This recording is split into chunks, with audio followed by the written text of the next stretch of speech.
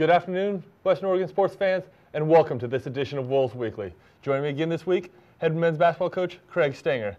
Coach Stanger, on that schedule, there's always that 1 or 2 trips that you know, ahead of the season you look forward to that this could always be a tough one. I know that a lot of people in this conference probably circle that Alaska trip just by how far it is, how far apart those schools are.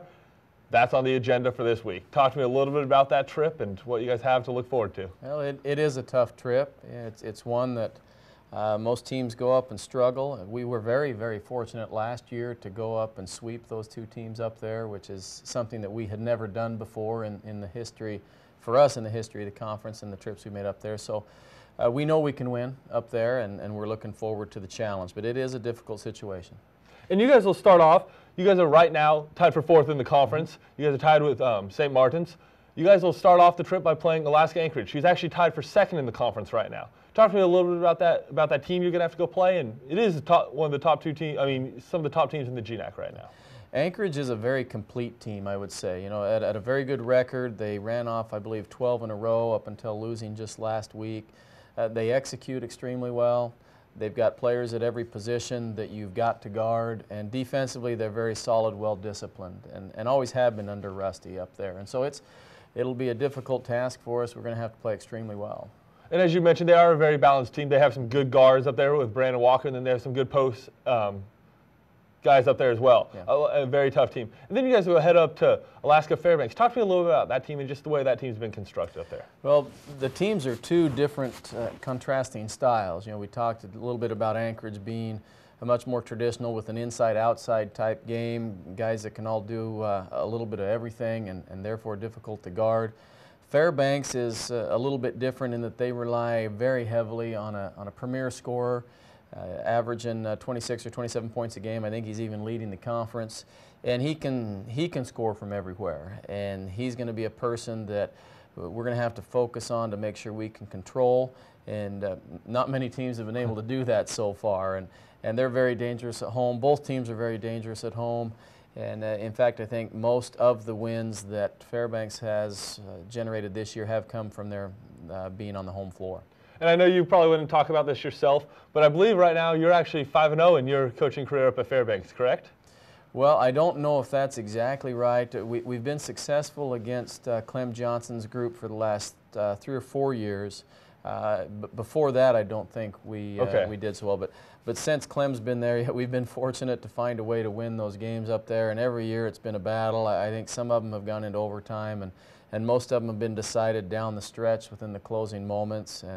And last year we did beat them up there without their leading scorer, which was Parrish West, and this year they've got him. So it's a very explosive team. They're also a team that leads the league in steals. And so they're very active, and they do a lot of things to disrupt you. And so it's going to be a key game where we have to focus and really get some good execution offensively. Well, that's great. And we know, unfortunately, not many of the fans will be able to make that trip up to Alaska. But fortunately, the Great Northwest Athletic Conference has partnered with Penn Atlantic to be able to offer a video stream. And we have offered that here all year with our great announcer, Daryl Awney, and previously Mark Gilman. But you actually be able to follow the games free of charge through Penn Atlantic. Watch the team play up there at Anchorage and at Fairbanks. You know, you want to make sure everybody has an opportunity to watch you guys play. You guys are having a great season so far, and some very exciting players on your team. I noticed that watching this team, not taking anything away from anybody else in the past, but you guys have some people that just any night can go off, as they say, go off for 20 points easily. We do have a little more versatility than we've had in past years. We've worked very hard at getting greater numbers in to be able to contribute. And you know, it's a long season, it's a difficult conference, and you've got to have a good group of guys that can contribute. You know, in previous years we've had some good guys, but unfortunately it has gotten a little thin through some different scenarios, and then you're too easy to key on and too able to focus on. And so we've really worked hard at getting a larger group of players that can all contribute, and we're getting there with that. That'll be very important as we go up there. You know, this is, as you mentioned, a big conference. We go to some areas that people don't get the opportunity to travel very often. In fact, we play in 4 different time zones this year. And obviously Alaska being in a different time zone, that's going to be an adjustment for our players. and we have to be able to rely on a variety of guys to be able to come in and contribute, because at times you may have one of your better players or two of your better players either defended particularly well, or maybe they're not hitting on all cylinders, and you need those other guys to be able to step up. Well, the first opportunity the fans will have to watch you guys again at home, talking about one of those teams a couple time zones away, if you want to say it that way, Montana State Billings. They'll be back at home on January 27th. As you mentioned, they're in the Mountain Time Zone, but they're another tough team. Just kind of talking about the area that this conference covers. Talk to me a little bit about that team just quickly. You guys had an opportunity to see them earlier in the season. Yes, and unfortunately we got down early against them, and they're too explosive of a team to do that, and we weren't able to complete the comeback and get that win, and ended up losing by 3. It'll be very important that we play well for 40 minutes against that group. They are very athletic. They have good inside and outside players. Their biggest deal so far this year has been their inability to play well together. You look at them on paper, and every player is really, really good. And George has done a nice job of bringing those players in. But where they've struggled is being able to play together as a team. And we feel if we can do a better job of that, that we'll have the advantage. And then you guys will play Seattle Pacific, who's another very deep team, very talented team up there. But basically, the fans have an opportunity to see a very, very talented Western Oregon team compete against a pair of GNAC teams at home. As you mentioned, with a team with a lot of depth, you never know who's going to be the one to step forward and be the leading scorer that night. You could just easily be the guy off the bench, as it could be your leading scorer coming into the game. Well, they'll be very challenging games. We're looking forward to that. Both of them were picked in the top part of the conference preseason-wise. First and third, I think, is how they were. And each of them fallen on some tough times a little bit, but they're just so explosive. And we've done some good things. Getting that win up at Seattle Pacific was really good for our team, for our guys. And we had some guys show up that gave us very, very good minutes during that game.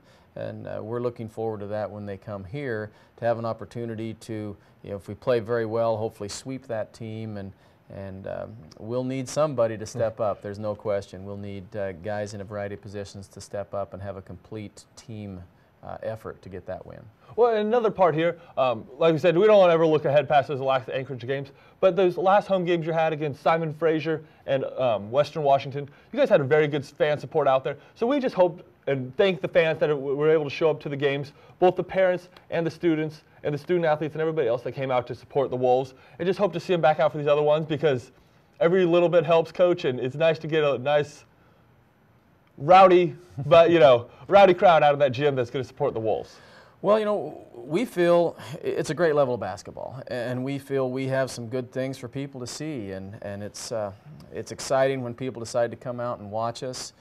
We do have some guys that can get out and get up and down the floor. We want to be a high transition basketball team. We want to generate things out of our defense and make it a full court situation. We think that's exciting to watch, and we think it's effective for us to be successful. And so, yeah, definitely come out and watch us, and hopefully we give you a good show.